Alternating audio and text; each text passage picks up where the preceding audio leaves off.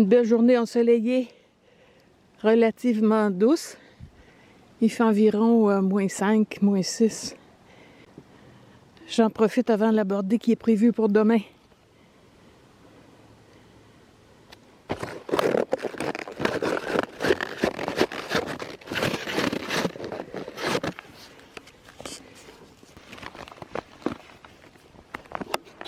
Le couvert neigeux est tellement épais que dès que je vais quitter le sentier, elle va justifier le choix de mes raquettes longues.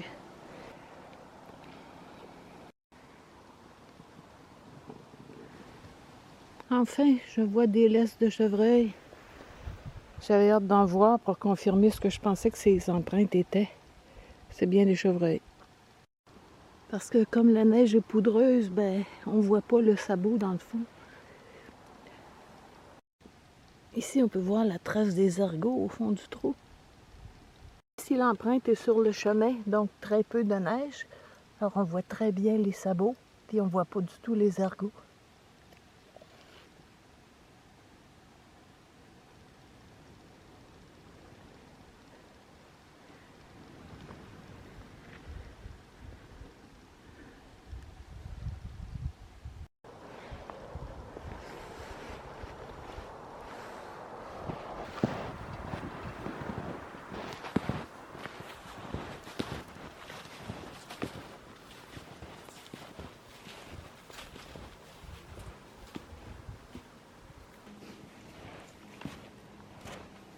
Là, ça prend des bâtons parce que tomber là-dedans, là, quand on essaie de se relever, on peut s'enfoncer jusque-là. Ce qu'il faut faire dans ces cas-là, c'est placer les bâtons en croix pour faire un support, puis s'y appuyer pour pouvoir se mettre à genoux, puis ensuite sortir du trou.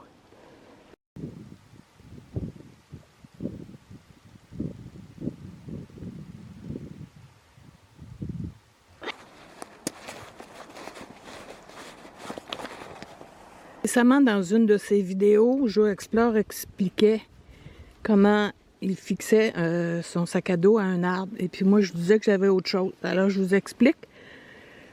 Donc, j'ai à peu près 1 mètre de corde. À un bout, il y a un crochet qu'on appelle un canne-jambe. J'ai passé la corde dedans. À l'autre bout, il y a un mousqueton. Et il y a une petite boucle ici que je laisse en permanence sur la corde. Donc, voici comment je procède. Je passe la corde autour de l'arbre. Le crochet, je le fixe dans la boucle. Comme ça. Et là, je vais tirer pour que ce soit serré sur l'arbre. Et en même temps, vous voyez la corde là, qui est passée dans la molette? Donc ça la tient. Et je vais suspendre mon sac à dos ici par la poignée. Et puis ça abîme pas les arbres. Bon, d'abord, un sac à dos, c'est pas assez lourd. Puis en hiver, les arbres sont gelés. Alors la petite corde va pas les abîmer. Puis en été, ben je m'en sers pas. Et voilà. C'est simple, rapide et efficace. Et comme disait Jo, on ne l'arrange pas dans le sac à dos, mais dans une poche extérieure qui est accessible sans enlever le sac à dos justement, ou dans une poche de vêtements. Là. Tant qu'à être dans les gadgets, je vous montre ce que j'ai fait ici pour protéger ma caméra, surtout de la neige, de la pluie, un peu du froid. Donc c'est en tissu imperméable avec une doublure encollée, là, le même tissu qu'on prend pour faire des vêtements d'hiver. Sur le côté, j'ai mis une pochette extérieure avec un rabat et à l'intérieur, je mets un chauffe-main réutilisable. Là. Donc la chaufferette, c'est surtout pour la batterie qui va s'user tellement vite quand il fait froid. Alors ça, j'enfile ça sur mon trépied. Ça ne m'empêche pas de placer la caméra ici. Donc pendant que je filme, je peux manœuvrer. Et pendant que je suis arrêtée et que je ne filme pas, bien, je rabats par-dessus comme ça. J'ai mis une taque même pour l'attacher en cas de grand vent. Donc ça tient ma caméra à l'abri de la pluie, de la neige et du froid grâce au chauffe-main.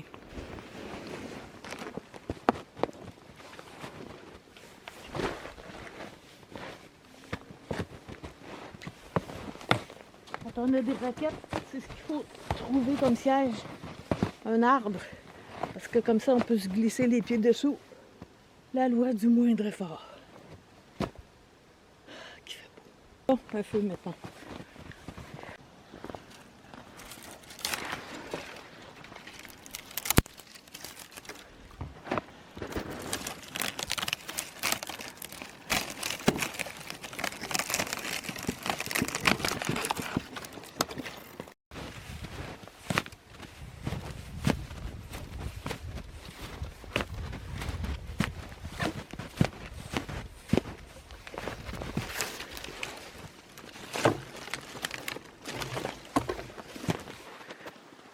J'ai pas besoin de grand feu aujourd'hui, seulement le chocolat chaud. J'ai trouvé de l'écorce qui est passablement humide. C'est ce qui va me servir de base. Pour pas que le feu s'enfonce tout de suite dans la neige.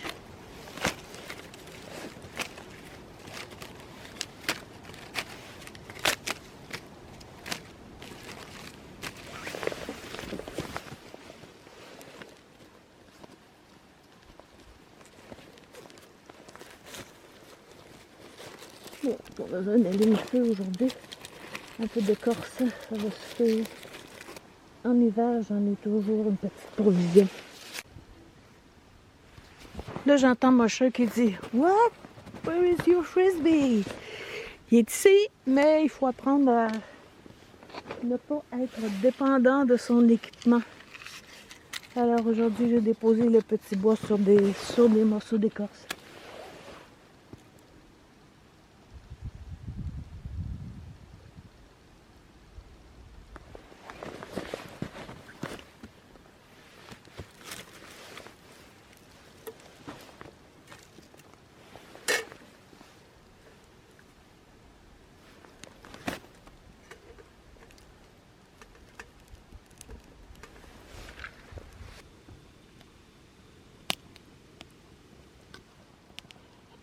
Ben oui, les poignées directement dans la flamme. Faut que je change ça de côté. C'est mieux comme ça.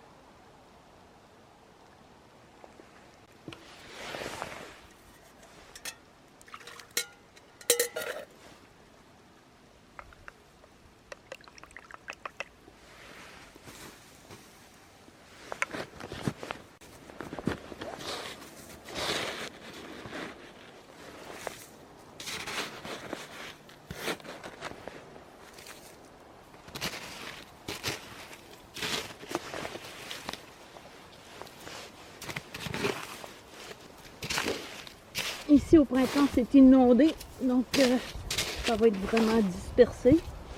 Mais je vais laisser ça propre parce que qu'il y en a d'autres qui viennent se promener en raquette. Bon, demain 30 à 40 cm. Ça va cacher le restant. Dernièrement, j'ai eu plusieurs questions à propos du Tipeee. Alors après l'aborder annoncé, là, je vais essayer de faire une mise à jour. Ça sera la prochaine vidéo. Alors, si vous avez des questions, gênez-vous pas pour les poser dans les commentaires. Je vais essayer de répondre à tout le monde.